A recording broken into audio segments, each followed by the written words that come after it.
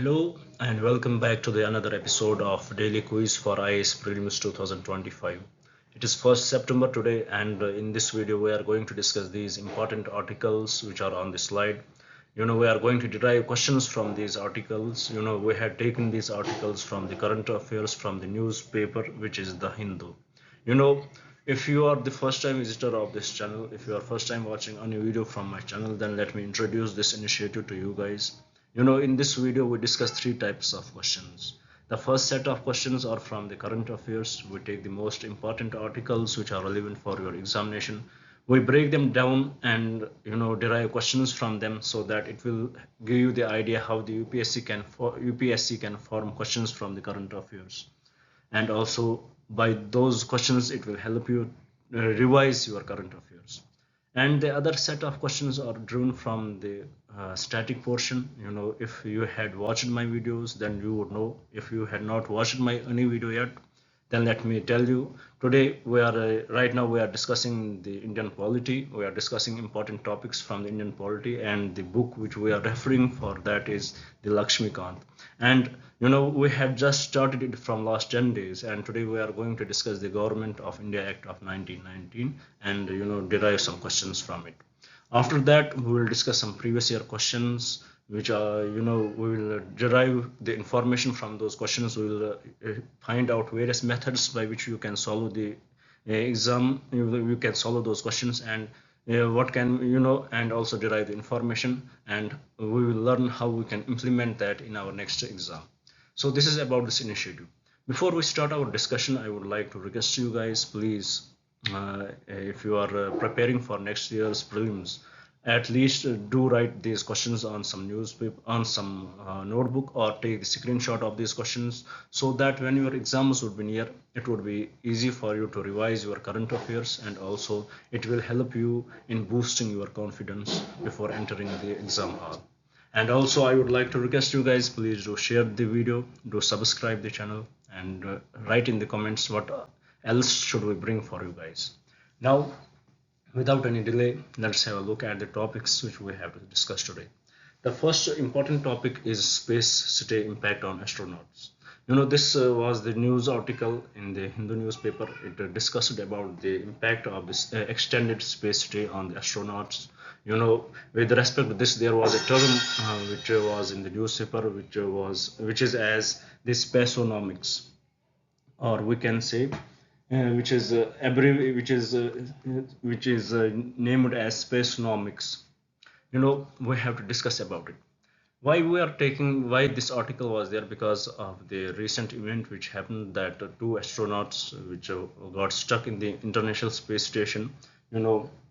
The famous astronaut among them was Sunita Williams. She got stuck in the ISA International Station because of this Starliner program, which was done by the Boeing program. Because of some effects, the Boeing did it for the NASA. Because of some effects, technical effects, they were, this program was just for 1 week. Because of some technical effects, they were not able to get them back, and it has been delayed till the Feb of next year, till the Feb of 2025. So with respect to this, let's analyze what could be the impact of the space on the human body itself, which is coined as spaceonomics, study of impact of space on humans. About this topic, there were various terms which were various ways the space has impact on the human body. For example, it has effect on our bones. The bone and muscle mass goes down because of extended stay in space, because there is no gravity. Also, the heart shrinkness, there is cardiovascular effect. There is effect on eyes, especially cataract is very much convenient in astronauts. And also rate of red blood cells, the rate of red blood cells is higher. The drainage of red blood cells is very high in the astronauts. So these are a few impacts of the space on the astronauts which were discussed in the newspaper, and we will derive some important prelims based questions from this article. After that, there was another article in the newspaper which talked about the unified pension scheme. it essentially talked about why the government brought unified pension scheme. We already discussed about unified pension scheme, national pension scheme, which unified pension scheme replaced. We saw its important features, everything, we discussed it in detail. But in this article, it was little more political in a way, that it said why the government came up with this unified pension scheme. The reasons were very much simple given in the newspaper. That the first reason was that, you know because of the pressure from the bureaucrats and the government employees, they, in the earlier scheme, which is the national pension scheme, that the pension scheme they had, that the employee has to pay for the pension and it was not guaranteed. So there was, it definitely impacted the need for the government jobs. It had definitely reduced that वो चाहत government employ मतलब बनने के लिए, it has been reduced in the people, in the youth. And also, when it was introduced when national pension scheme was introduced in 2004, and after that, some of the employees which come under this national pension scheme, they had just started to retire, and they had realized that they are not getting the benefit which they had desired. And those employees who were enjoying the old pension scheme, they are getting more benefits than those who are enjoying the national pension scheme. Because of that, there was huge pressure on the government that they should revoke this. And also, it was a political issue, there was electoral issue on it. Because of that also, the government had set up the committee, and they brought up the new unified pension scheme. So this is a little bit background about this topic. After that, we will discuss derive question from the second generation ethanol. About ethanol blending in India. Right now we are enjoying the 10% ethanol blending, and it as per the government, we will achieve the 20% ethanol blending by 2025. So with respect to ethanol blending, we have 4 generation ethanol blending. For first generation ethanol, which is very much famous in our country right now, first generation ethanol blending, in which the food crops are used for the production of ethanol, especially the sugar cane. And the worst impact with the first generation ethanol blending is that there is the pressure on the food crops in our country. The food which the people require to eat. So there is pressure on that, that if we start using the food crops for the ethanol blending, then there would be nothing left for the people to eat. So there is that pressure on that. So then another generation is second generation ethanol blending, in which the non-food crops are used for the ethanol blending. This is what the government is pushing on. It was very soon when and during, you would have heard about the after the farmers sow their crops, they start to burn their stubble, and because of that there is huge pollution in the environment. So what the government is thinking, that they are going to buy that second generation, they are going to buy that stubble from the farmers, and and go for the ethanol blending of that. They will generate the ethanol from that stubble. But there is some concerns with respect to that, because for the first generation ethanol blending, we have the enzymes in our country which can, for the fermentation of that, we have those enzymes which can lead to the ethanol making. But for the second generation ethanol blending, we don't have those enzymes. We are mostly import dependent for the second generation enzymes which are required. So with respect to that, there is a fungus which is Penicillium fungiculatum, which is imported from different countries, which helps in producing that enzyme which is used for the second generation ethanol blending. So with that, we are much import dependent, and because of that huge import, the price of the ethanol increases, it rises to the highest levels. So this is the issue. And recently we discussed about the bio E3 policy, And under this bio-E3 policy, this is also added that we are going for the generation of second generation ethanol. We are going to formation of that fungus, which is Penicillium phonoculosum, which will help us to produce that enzyme. And then we have third generation ethanol blending and fourth generation ethanol blending also. In third generation, we need algal plants, algae, for the formation of the ethanol, and for fourth generation, that is very much futuristic in nature. In it, the those on which biotechnical there has been, which are those algae will be used, which are developed in the labs. There is a genetic engineering has been happened with respect to that. So right now our focus is on the second generation ethanol, and about this article, the focus is on the second generation of ethanol and the stubble burning issues in especially in the northern India, especially in the Punjab area. So government is going to buy that stubble from the farmers. After that, there is another article. It talks about the mindfulness therapy. There is a concern of gaming addiction in the youth, in the children, and also in the adults. It has seen that youth and adults are very much attracted towards the internet gaming, and they spend a lot of money on the internet. Because of that, they had been, their education has been impacted, their health has been impacted, their eyesight has been impacted.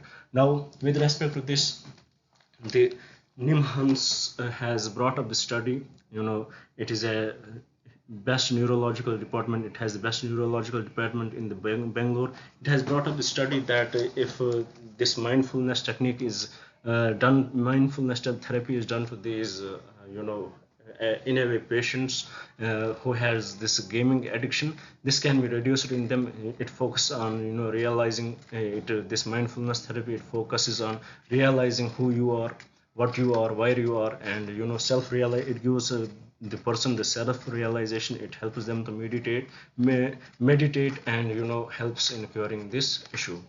After that, we will see the impact of La Nina in India. It was in the news that IMD had warned the North Indian states that this year the impact of La Nina is very huge in our country, that we are expecting more rains in our country this year. So these North Indian states should start preparing for that. About La Nina, we will discuss in with respect to the questions. After that, we will discuss about the Government of India Act of 1919. We will have a separate article for that, and finally the previous year questions. I hope you got the crux of the news analysis. Now let's have a look at the questions which were formed from these articles. The first question, it talks about the what advancements in space exploration astronauts are. The first question, it says, with advancements in space exploration, astronauts are spending increasingly extended periods in space. Consider the following impacts of long duration space missions on astronauts' health. First, musculoskeletal system. Prolonged exposure to microgravity can lead to muscle atrophy and bone density loss. 100% correct. Because of the prolonged exposure to microgravity, as in space there is no gravity, so it can lead to the muscle atrophy and bone density loss. Second effect because of this is cardiovascular system. On cardiovascular system, extended space flight can cause fluid shift and cardiovascular deconditioning. 100% correct. Third, radiation exposure. Increased exposure to cosmic radiations can elevate the risk of cancer and other health issues. 100% correct. Because when we are on the Earth, we are protected by the ozone. But when you are in space, there is no ozone. Because of that, you get very easily impacted by the cosmic radiations. So it does have a huge impact on our on the health of the skin. Fourth, physiological well-being. Isolation and confinement during extended missions can affect mental health. 100% correct. So with respect to this question, all the statements which were given in this question are correct. So the correct option for this question is option D. Now I hope you had understood the topic, you had understood the question also. Now with this, let's move to the another question which was framed from the news article itself. Here the question says it is about the unified pension scheme. We had discussed it earlier. Now we had brought a direct question on unified pension scheme. It says which of the following features with respect to the unified pension scheme are correct. The first feature, it is not compulsory for new recruits. No, it is compulsory for new recruits, but for those who are enjoying the NPS, they have the choice whether to continue with the NPS or go for the unified pension scheme.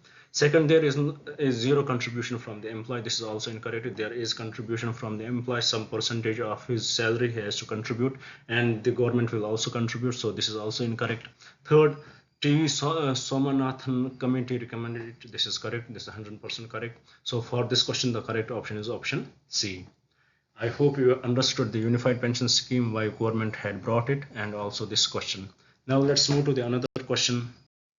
It talks about the Indian government has recently emphasized the adoption of second generation ethanol blending in the fuel sector. Consider the following statements about the second generation ethanol blending. The first, feedstock. 2G ethanol is produced from non-food biomass such as agriculture residues and municipal waste. 100% correct. That is what we discussed. Second, technological advancements. 2G ethanol production uses advanced technologies compared to first generation ethanol, which is derived from food crops like sugarcane and corn. 100% correct. Third statement, environmental impact. 2G ethanol blending is expected to significantly reduce greenhouse gas emissions compared to conventional fossil fuels. 100% correct. Fourth, economic impact. The adoption of 2G ethanol blending aims to reduce dependency on imported oil and create a new economic opportunities in rural areas. 100% correct. So for this question, the correct option is option D. Because into how it will impact the rural economy, because they will sell their leftovers to the government, and for the generation of ethanol blending, it will definitely help in in increasing their economy. So I hope you had understood the question. Now let's move to the another question, which is on slide. It talks about the Penicillium funiculosum. It is a type of fungus with various applications. Consider the following statements about the Penicillium funiculosum. The first statement, antibiotic production. Penicillium funiculosum is known for producing the antibiotic penicillin. Totally incorrect, because Penicillium funiculus, it is not known for producing penicillium. That credit goes to Penicillium notatum and related species. It does not help in producing the penicillium. Second statement, it has industrial use. It is used in the production of enzymes and other industrially important substances. 100% correct. It helps in producing the enzymes which help in the fermentation of the second generation ethanol. So this is 100% correct. Third, food industry. Penicillium funiculosum has applications in the food industry, particularly in cheese production. 100% correct. Fourth statement, environmental impact. The fungus plays a role in bioremediation process by breaking down environmental pollutants. 100% correct. So for this question, the correct answers are option 2, option 3, and option 4. So statement 2, statement 3, and statement 4 are the correct options with respect to this question. Now moving to the other question. It talks about the internet gaming disorder. We discussed about the mindfulness therapy with respect to the internet gaming disorder. So here a question is from the internet gaming disorder. It says internet gaming disorder is a condition recognized by the health authorities due to the potential negative impacts of excessive gaming. Consider the following statements regarding the internet gaming disorder. First definition, internet gaming disorder is characterized by a persistent and recurrent use of internet games leading to significant impairment or distress. 100% correct. Second, recognition. The condition has been officially recognized by the World Health Organization in the International Classification of Diseases, ICD-11. 100% correct. Third, criteria. Diagnostic criteria for IGD include a preoccupation with gaming, withdrawal symptoms when gaming is taken away, and the loss of interest in previous hobbies and activities, also loss of appetite, and etc. So this is also correct. What is the treatment? Effective treatment for ICD typically include a combination of cognitive behavioral therapy, counseling, and pharmacological interventions. 100% correct. So for this question also all the statements are correct. Now moving to the another question. It talks about the La Nina. It says La Nina is a climatic phenomenon that affects global weather patterns. Consider the following statements about La Nina. First, Pacific conditions. La Nina is characterized by cooler than average sea surface temperature in the central and eastern tropical Pacific Ocean. 100% correct. Second statement, weather impact. La Nina typically results in increased rainfall and flooding in Australia and reduced rainfall in the western coasts of South America. 100% correct. And this rainfall does shift towards India too. Third, temperature effect during La Nina events. Global temperature generally tend to be warmer than average. No, it tend to be less, cooler than average. So this is statement 3 is incorrect. Statement 4, frequency. La Nina events usually occur every 2 to 7 years and can last for several months to year over a year. 100% correct. So for this question, the correct statements are option 1, option 2, and option 4.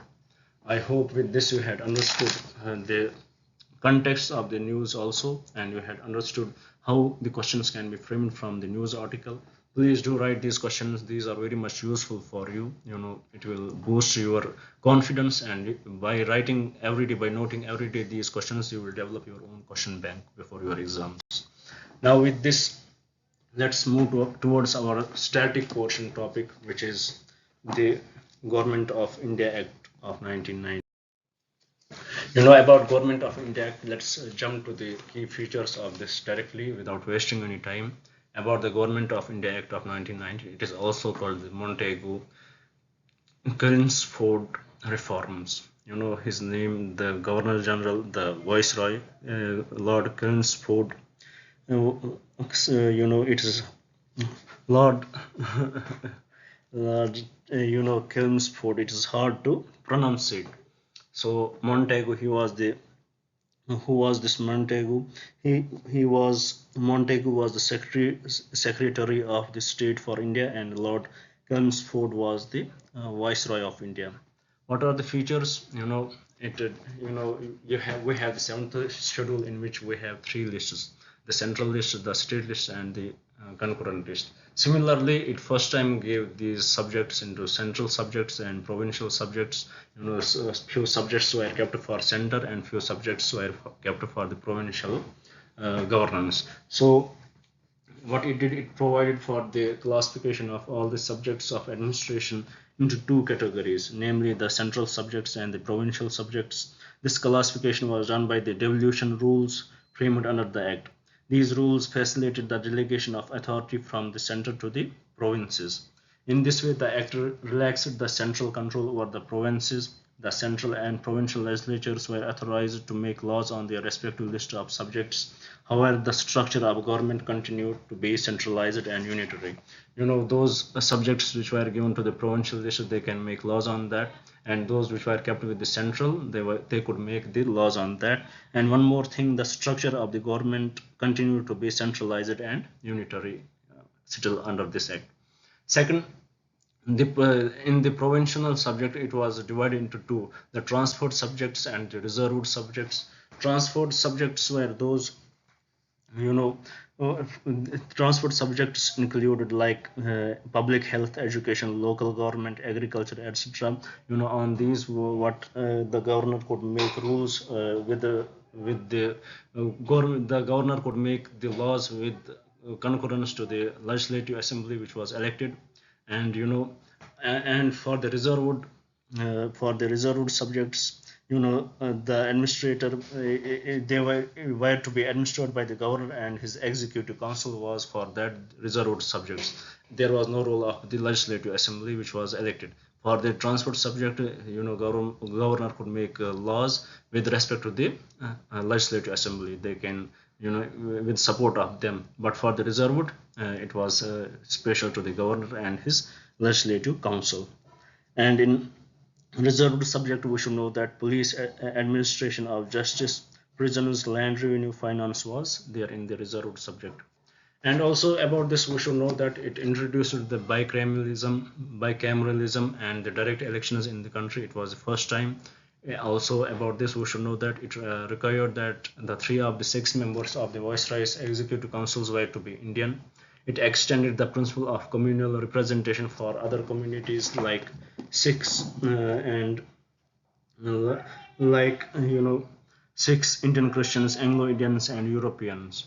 And also it created a new office of the High Commissioner for India in London. It provided for the establishment of Public Service Commission for the first time, and also in first time it first time separated the provincial budget from the central budget.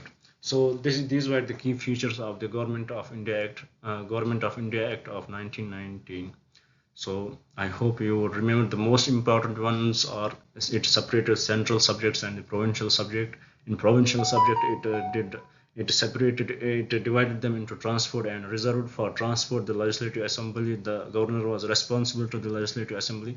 For reserved, the executive council was there for the governor to make laws on the reserved subjects. And there were other few important things which were introduced in it. For example, bicameralism was introduced and the direct elections in the country.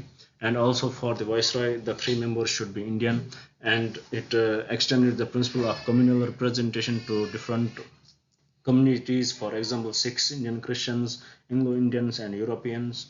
And it created a new office of the High Commissioner for India in London. It provided for the establishment of Public Service Commission. It first time separated the provincial budget from the central budget. So these are few key features of the Government of India Act of 1919. Now let's see what question can be framed from this. Different questions had been created from this article itself. Many questions can be framed, but let's see how we had framed a question from this article. Here the question says, which of the following changes were introduced by the Government of India Act of 1919? First, introduction of diarchy, 100% correct. Diarchy was implemented in the provincial government, dividing responsibilities between elected ministers and the British governor, 100% correct. Second statement, expansion of legislative councils. The Act expanded legislative councils at both central and provincial levels and continued the practice of separate electorate for different communities, 100% correct. And it in fact introduced the separate electorates for Sikhs, Indian Christians, Anglo-Indians, and Europeans. Third statement, centralized control. The Act centralized control in the hands of viceroy, reducing the autonomy of provincial administration. It was centralized, but it did not reduce the autonomy of the provincial administration, but it in fact somehow granted more autonomy to them. They could make laws on the special subjects. Also, so statement 3 is incorrect. Statement 4, increased Indian representation. The Act increased the representation of Indians in legislative bodies, but did not grant full self-government, 100% correct. So for this question, the correct statements are statement 1, statement 2, and statement 4. And from the code given below, the correct code is option C.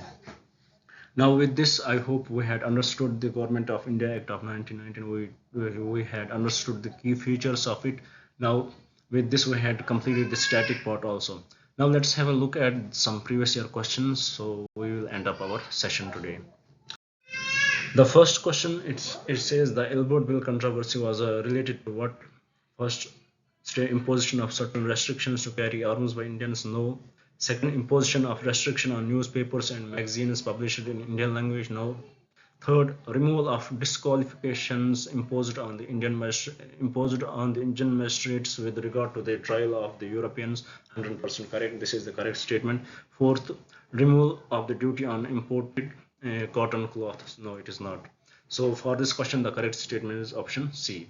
Now moving to the another question, it talks about the Radcliffe Committee was appointed to. If you have basic knowledge about the modern history, you will definitely answer this without looking at all the options, but let's have a look. Radcliffe Committee was appointed to solve the problem of minorities in India. No, it is incorrect. Give effect to the Independence Bill. Incorrect. Inquire into the rights in the East Bengal. Incorrect. Statement C, delimit the boundaries between India and Pakistan, 100% true. So for this question, the correct option is option C. Now moving to the last question of today's discussion, it talks about the partition of Bengal made by Lord Curzon in 1905, lasted until the First World War. No, the First World War was from 1914 to 1919, so it is not correct. Second, option B, King George V abrogated Curzon's Act at the Royal Darbar in Delhi in 1911, 100% correct. Option B is correct option. Now let's have a look at another options. Option C, Gandhiji launched the civil disobedience movement. No, it is too late. The partition of India and Pakistan, very late. So the correct option for this question is option B, which is King George V abrogated Curzon's Act at the Royal Darbar in Delhi in 1911. So for this question, the correct option is option B. With this, I hope you had understood the session. I hope this session was useful for you. Please do write in the comments what are the initiatives which we should bring in and what are the changes which we should bring in our teaching style. Do we need to go a little slow, or do we need to go a little faster? Do write everything? Should we change the medium of language? Should we shift to Hindi, or should we shift to English? It is up to you. Please write in the comments so that we can give you what you need the most. Thank you for staying with me. I hope you succeed your exam. Thank you very much.